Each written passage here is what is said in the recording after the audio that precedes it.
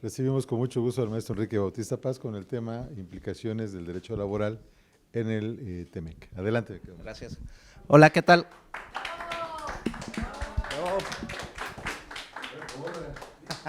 Vámonos. Hola, ¿qué tal? ¿Cómo están? Buenas noches.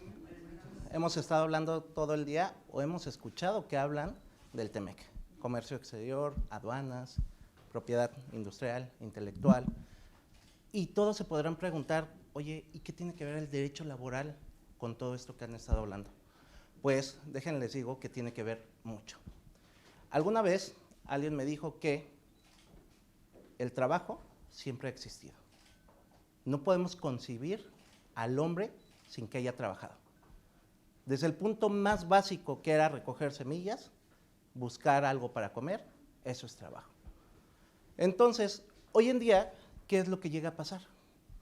Tenemos derecho de propiedad intelectual, derecho aduanero, derecho de comercio exterior, derecho civil, familiar, ecológico, energético, y son ramas del derecho que están muy en boga por todo lo que ha venido pasando. Como antecedente puedo decirles que México es precursor en derecho del trabajo. ¿Pero qué creen? Se quedó en el olvido. Si ahorita a todos les pregunto, oigan, ¿qué opinión tienen del derecho del trabajo? Todos me van a decir, no sirve, ¿qué es eso? Las juntas de conciliación y arbitraje parecen mercado, parecen tianguis. ¿Hay un derecho del trabajo? Sí, sí lo hay. Y esa pregunta es muy importante. ¿Saben por qué? Porque en esta vida vamos a estar en dos calidades, ya sea trabajadores o patrones. No hay más, salvo los que son juniors o hijos de presidentes. Entonces, en este sentido es importante que conozcamos tanto nuestros derechos como las obligaciones que tenemos. ¿Qué derechos tenemos como trabajadores? ¿Qué obligaciones tenemos como patrones? Y a la inversa, ¿qué obligaciones tenemos como trabajadores y qué obligaciones tenemos qué derechos tenemos como patrones? Es muy importante, la mayoría de nosotros no sabemos cuál es cuál, qué obligación, qué derecho tenemos. Y el TEMEC vino a revolucionar el derecho laboral en México. ¿Por qué? Porque no sé si saben que cuando empezaron las pláticas de este tratado, Estados Unidos y Canadá le dijeron a México, oye México, ¿cuánto pagas por salario? Salario mínimo. En la tabla tenemos que el salario mínimo en 2017, y estamos hablando por día, no por hora, está en 88.36 pesos, o estaba en ese momento en esa cantidad. Tanto. A comparación de Estados Unidos y Canadá, que ahí no te lo cuantifican por día, ahí te lo cuantifican por hora. Está en un estimado en Estados Unidos de $7.25 por hora y en Canadá $13 por hora. Si lo traemos a nuestra legislación, que tenemos como máximo de una jornada de trabajo de 8 horas, nos da una cantidad de 1,092 por día en Estados Unidos y 1,532.96 en Canadá. ¿Esto qué fue lo que originó? Bien fácil, le dijeron, México, hay una competencia desleal. ¿Por qué? Porque las empresas, para tener mano de obra barata, se establecen en ti, se establecen en tu territorio. Entonces no podemos permitir esta circunstancia. Se supone que es un tratado donde vamos a tener igualdad de condiciones, vamos a generar igualdad de oportunidades, entonces tenemos que generar estas condiciones y estas oportunidades. México, si quieres entrar con nosotros, tienes que cambiar, tu salario mínimo tiene que aumentar. Y ahí tenemos un problema y ahorita les comento por qué. Y aparte, México, es bien sabido que en tu territorio no se respeta las normas laborales. ¿Qué pasa con familiares conocidos que viven en Estados Unidos o Canadá?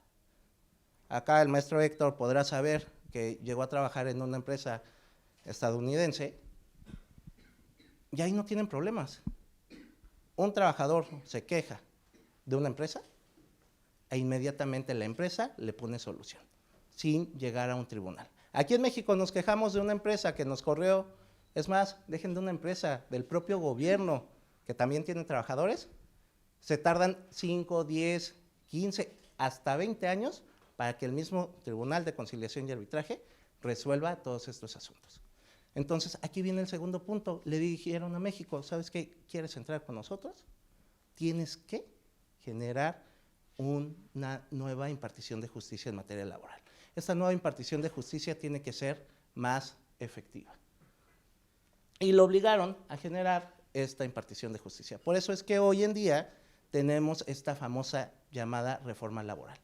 Y esto fue lo que trajo como condición para que México formara parte del TEMEC. Esto viene en el capítulo 23 y nos habla de varios puntos. ¿Cuáles son estos puntos? La libertad de asociación y reconocimiento efectivo de derecho a la negociación colectiva. ¿Qué es eso? ¿A poco existen los sindicatos todavía?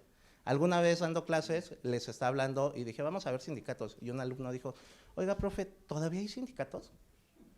Aunque suene increíble, sí, todavía hay sindicatos. Hay sindicatos muy grandes, CFE, IMSS, Fonatur. ¿Qué es lo que pasa con estos sindicatos? Que dejaron de observar su esencia. ¿Cuál era su esencia? Proteger al trabajador. Hoy en día, en vez de proteger al trabajador, es un medio para estafar a los patrones y también es un medio de represión para los propios trabajadores. ¿Por qué voy con esto de para estafar a los patrones? No sé si han escuchado esa famosa palabra que dicen sindicato de protección. ¿Qué es un sindicato de protección? Ah, muy fácil. Yo tengo una empresa con más de 20 trabajadores. Puede llegar cualquier sindicato, puede o no puede, o bueno, antes podía o no podía hablar con uno o varios trabajadores, pero podían llegar con el patrón y decirle, oye, eres dueño del CUEG, ¿tienes sindicato?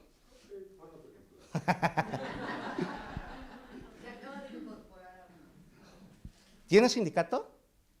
¿No tienes sindicato? ¿Qué crees? Te vamos a emplazar a huelga, porque ya hablamos con tus trabajadores y se están quejando. Entonces, si no quieres que te emplace a huelga, ¿qué es lo que vamos a hacer? Me tienes que pagar una cuota. Y esa cuota te va a proteger para que yo o cualquier otro sindicato te emplace a huelga.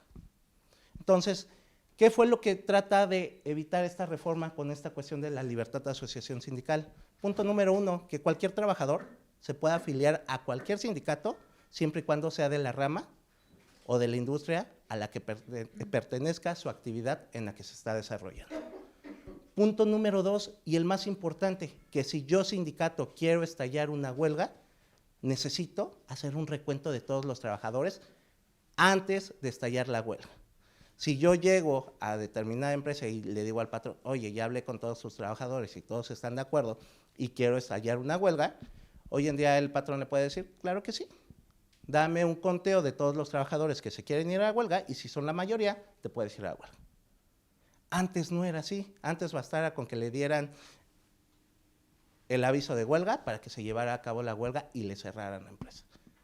Además que esto trajo una cuestión muy nueva, una cuestión nueva que nos cuesta mucho trabajo a la mayoría de nosotros, son las nuevas tecnologías. Ya es necesario para yo tener un sindicato registrarlo en una plataforma de la Secretaría de Trabajo y Previsión Social. Todo esto vino como consecuencia del TEMEC. Segundo punto, eliminar el trabajo forzado u obligatorio. ¿Realmente creen que se ha eliminado? Lo hemos visto con la pandemia. Hay un famoso término que se llama desconexión digital. ¿Qué es una desconexión digital? Pues todos los trabajadores que se quedaron en casa a hacer ese famoso home office o trabajo a distancia, te decía el patrón, oye, es que tú laboras de 9 a 6, pero como ya no te trasladas a la empresa, ahora vas a laborar de 8 a 7, porque son las 2 horas al inicio, 1 hora al inicio, 1 hora al final, que tú utilizabas para trasladarte al trabajo. Entonces vas a laborar. Y no solamente eso. Si a mi patrón se me ocurre algo a las 10 de la noche, te hablo oye, Héctor, necesito esto, mándamelo porque si no, te voy a correr. Desafortunadamente sigue pasando esta circunstancia. Abolición del trabajo infantil. ¿Quién sabe cuál es la edad mínima para que una persona pueda laborar? 18. No, son 15 años. Hay un tratado internacional que México firmó y ratificó en 2015 y bajó la edad para que un menor pudiese trabajar. ¿Pero qué creen? Necesitan varias condiciones. ¿Cuál es una de ellas? Que los papás soliciten el permiso. Y este permiso se va a solicitar ante la Secretaría de Trabajo y Previsión Social o, en ese entonces, ante las juntas de conciliación y arbitraje. Eliminación de la discriminación en el trabajo. No hay discriminación en México en las empresas, ¿verdad? Y menos si hablamos de hombre y mujer. En 2012 se incluyó en la Ley Federal del Trabajo, en el artículo 2, los términos acoso y hostigamiento laboral. ¿Realmente qué era lo que pasaba con esto? Desde el patrón que te está diciendo, oye, no estás trabajando hoy en día con este teletrabajo, porque me han comentado y me dicen, oye, Lick, ¿es invasivo si yo le pongo un programa a la computadora de mi trabajador para ver si efectivamente está laborando? Oye, Lick, ¿le puedo poner la cámara y le puedo solicitar que esté las 8 horas prendida? No lo puede hacer. ¿Por qué? Porque es hostigamiento laboral. La reforma es lo que trata de evitar. Y esto lo vamos a ver más adelante. Condiciones aceptables de trabajo, es decir, que los trabajadores mexicanos estén en igualdad de condiciones de los trabajadores estadounidenses y canadienses, que sinceramente yo no veo ningún punto en este sentido que esté implementando el gobierno para que suceda. Y el último punto, tutela efectiva del Estado en procesos judiciales. ¿A qué me refiero con esto? Este es el mayor avance en materia laboral derivado del TEMEC. Existían esas famosas juntas de conciliación y arbitraje. Hoy en día ya están desapareciendo. Hoy en día van a ser juzgados laborales. Este nuevo sistema de justicia, ¿qué implica? Que los conflictos entre trabajadores y patrones van a ser resueltos por juzgados laborales. Es decir, ya dependen directamente del Poder Judicial. Punto importante, se estableció una instancia prejudicial. ¿A qué me refiero con esto? Criterio y apreciación mía, énfasis. Se me hace absurdo que para resolver un conflicto entre patrón y trabajador me digan, oye, tienes que acudir a una instancia de conciliación, a un centro de conciliación. ¿Por qué se me hace absurdo? Porque desde 1914, en la Constitución en la Ley de Trabajo de Yucatán, ya se establecía una conciliación. El procedimiento laboral siempre ha sido conciliatorio. Antes no era obligatorio, hoy en día es obligatorio. Si yo no presento una constancia de no conciliación acompañada de mi demanda, yo no puedo demandar. Resulta grave, ¿no? Y la implementación de la reforma fue sucesiva. Inició el 17 de noviembre del 2020 en el Estado de México, así como en otros 8 estados. Posteriormente, en octubre de 2021, entró en algunos otros estados y concluyó el 3 de octubre de este año en la Ciudad de México. ¿Qué es lo que pasa? Tenemos una instancia judicial, que aquí está, es un procedimiento de conciliación. Es decir, si yo trabajador tengo un conflicto con mi patrón, tengo que acudir a un centro de conciliación a decirle, oye, centro de conciliación, mi patrón me corrió injustificadamente, cítalo para ver si podemos llegar a una conciliación. Sí, se tiene que notificar y citar al patrón para que acuda a este centro de conciliación. Una vez que acuda este patrón al centro de conciliación, van a ver si efectivamente hay una conciliación. Si no hay una conciliación, se te da esta constancia de no conciliación y puedes demandar. Se dice que este procedimiento no debe de durar más de 45 días, pero hoy en día están teniendo problemas porque son demasiados asuntos los que están iniciando. Como dato informativo, la primera semana de octubre, que fue cuando entró en vigor esta reforma, entraron 2,896 con solicitudes de conciliación en una semana y solamente en la Ciudad de México. Entonces, es alarmante todos los conflictos que existen. Eso sería, o eso es lo que me marca la ley, pero ¿qué pasa en la práctica realmente? Vas al centro, solicitas tu conciliación, no te explican bien a los trabajadores, porque también enfrentamos otro problema, que hay muchos trabajadores que apenas si saben leer y escribir.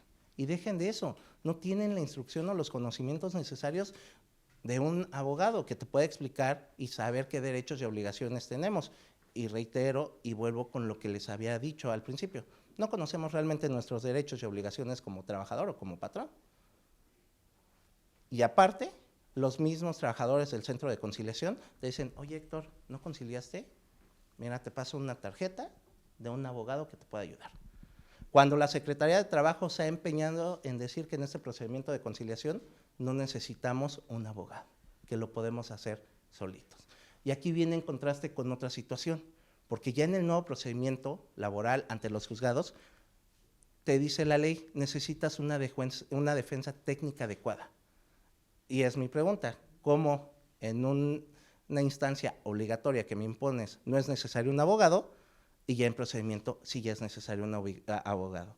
¿Y qué creen? No solamente eso, si yo como abogado no acredito tener los conocimientos necesarios, ¿qué pasa? Me puede multar el juez.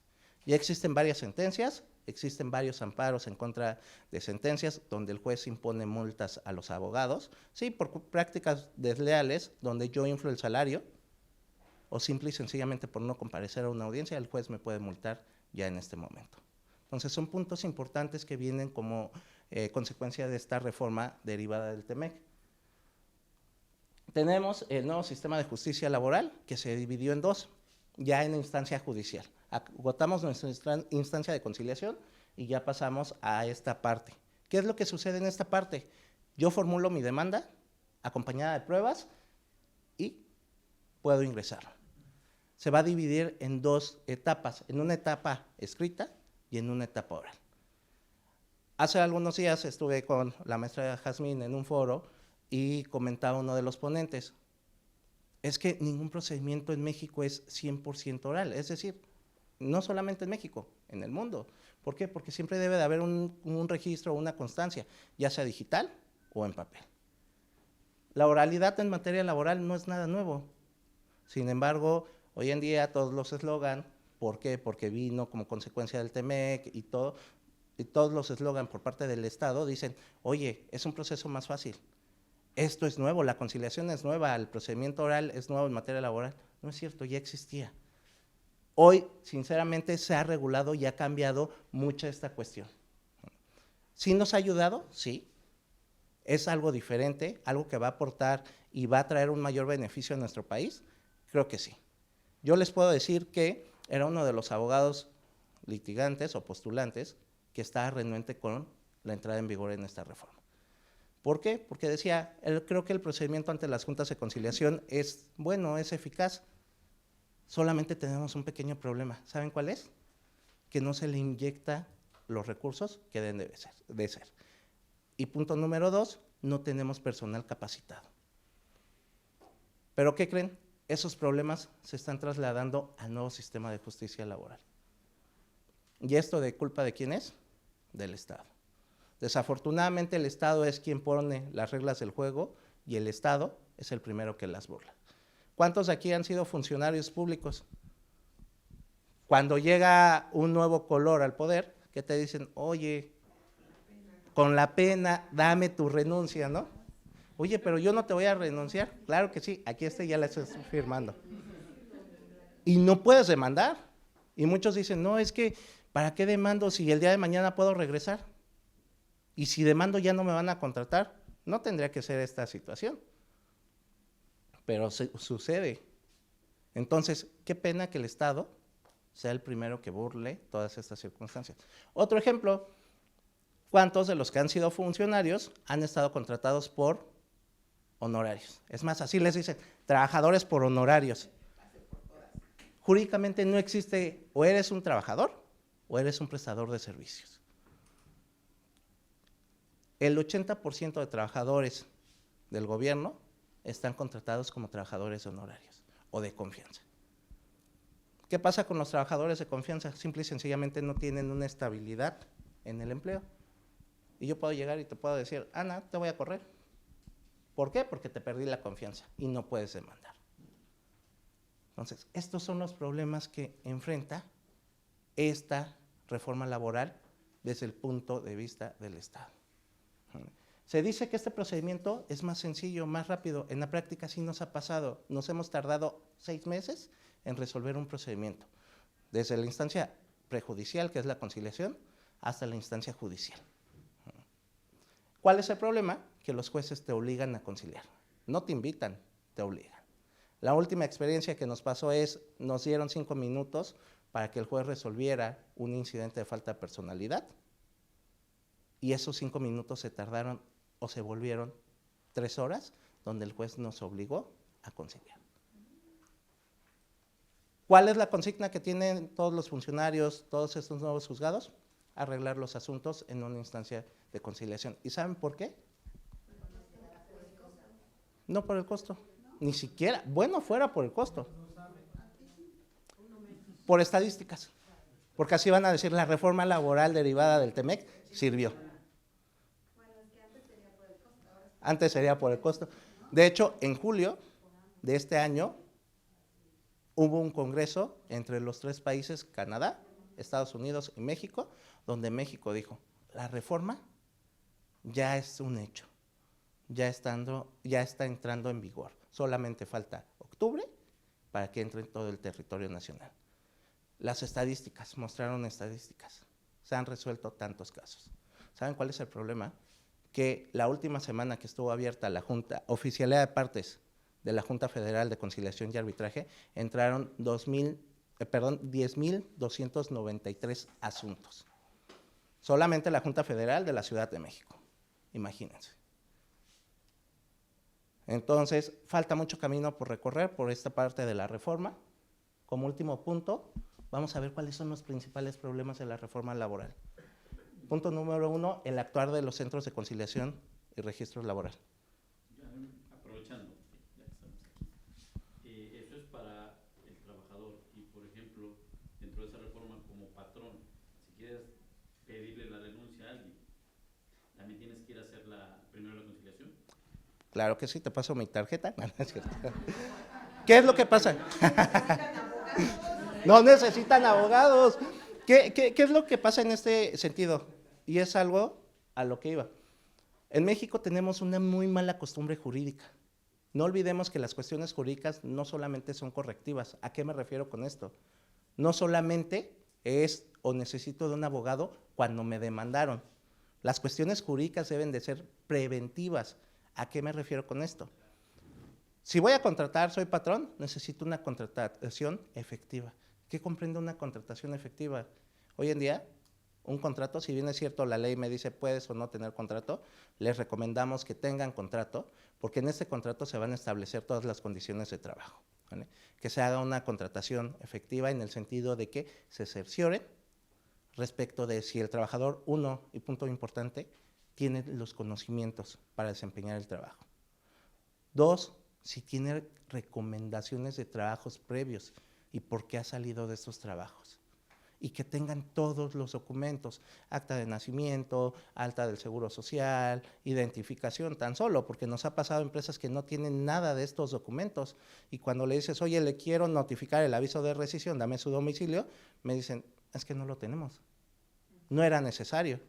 Entonces, aquí, con esta cuestión, ¿a qué es a lo que voy? Que tenemos que cambiar esa forma de pensar por parte de los patrones. Porque las contrataciones tienen que hacerse efectivas. Siempre les digo, y aquí hay varios contadores, cuando les doy clase, ¿eres contador? Tienes 10. ¿Por qué? Porque gracias a los contadores, nosotros abogados laboralistas, ganamos juicios. Porque las empresas se quieren ahorrar el pago de un abogado especialista en materia laboral y dicen, ¿lo puede hacer el contador? Sí, pero el contador es buenísimo en cuadrar números, pero no en interpretar leyes. Ahí es donde empieza el primer problema. Y no tengo nada en contra de los trabajadores, de los contadores, al contrario, los amo. ¿Cuál es el problema? Que no hacen una contratación efectiva. Si yo le quiero dar a firmar una renuncia como patrón, Ahí está el principal problema. Fíjense cómo me formularon la pregunta. Oye, si le voy a dar a firmar la renuncia es un acto unilateral y debe salir por parte del trabajador, no del patrón. Y para que se perfeccione en términos del artículo 53, que es una terminación de mutuo consentimiento, el patrón tiene que aceptar esa renuncia. Entonces, si quieres dar de baja a un trabajador porque no cumple con su trabajo, tienes que hacer un aviso de rescisión. ¿Qué es esto? Una terminación por una causa imputable al trabajador. Hay todo un procedimiento que se le denomina un procedimiento paraprocesal para realizar esta baja conforme a derecho. Tengo que notificarle, tengo que levantar esas famosas actas administrativas, darle aviso al juzgado laboral y que el juzgado laboral le diga al trabajador, Héctor, ¿sabes qué? Tu relación de trabajo se rescindió, porque tú dices que eres doctor en Derecho y no tienes cédula en Derecho. Me engañaste y es necesaria esa cédula para que puedas desempeñar tu actividad. Entonces, con base en eso, te puedo rescindir la relación de trabajo. Y en ese caso, el patrón, ¿qué es lo que tiene derecho o responsabilidad a pagar? Simple y sencillamente el finiquito.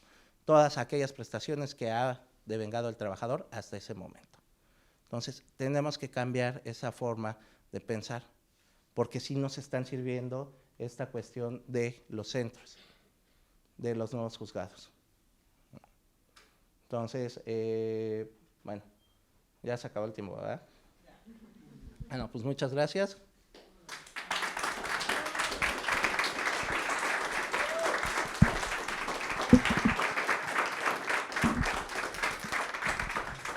Trae porra poderosa. Es que les invité a cada uno. ¿Qué vas a invitar acabando? No, fue antes. Ah, bueno. Muy bien, pues el Colegio Nacional de Profesionistas con Posgrado en Derecho y el Centro Universitario de Estudios Jurídicos otorgan el presente reconocimiento al maestro Enrique Bautista Paz por su valiosa participación como ponente en el primer Congreso Internacional de Derecho Comparado México, Unión Europea, Madrid, España, a 9 de diciembre de 2022. Oye, mi Gracias.